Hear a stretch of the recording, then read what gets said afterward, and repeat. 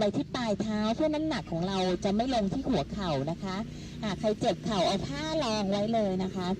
แต่ว่าท่านี้เป็นท่าที่มีความสำคัญในการบริหารกระดูกโครงกระดูกสันหลังนะคะซึ่งเป็นแกนกลางของศูนย์รวมประสาททั้งหมดค่ะหายใจเข้าค่ะหย่อนท้องยืดอกเงยหน้าตามองปลายจมูกหายใจออกค่ะโก่งหนังสูงคางชิดอกตามองสะดือไว้หายใจเข้าค่ะยืดหย่อนท้องยืดอกเงยหน้าตามองปลายจมูก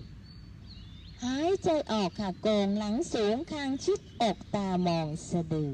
แล้วสุดท้ายครูจะค้างนะคะหายใจเข้าหย่อนท้องยืดอกเงยหน้าตามองปลายจมูกค่ะนับ5หายใจเข้าออกตามธรรมชาติค่ะ4 3 2 1ค่ะหายใจออกโก่งหลังสูงคางชิดอกตามองสะดือไว้ครูนับ5 4 3 2 1ค่ะจากนั้นตั้งปลายเท้าขึ้นมาค่ะตั้งปลายเท้านะคะออกแรงที่นิ้วเท้ากับนิ้วมือนะคะยกเข่าลอยขึ้นมานิดหนึ่งค้างไว้เก่งหน้าท้องหน้าขาไว้ค่ะให้มือและเท้าหลานดันนะคะเราจะออกแรงเก่งหน้าท้องท่านี้นะคะ5ค่ะ4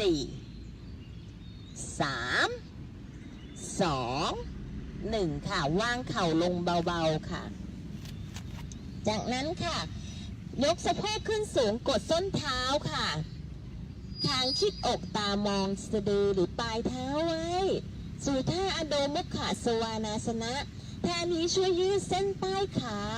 ช่วยยืดหลังของเรา5 4 3 2 1หายใจเข้าค่ะหายใจออกยกขาขวาขึ้นสูงค่ะสู่ท่าเอกบาทาอโดมุขสวานาสนะยกขาขวา5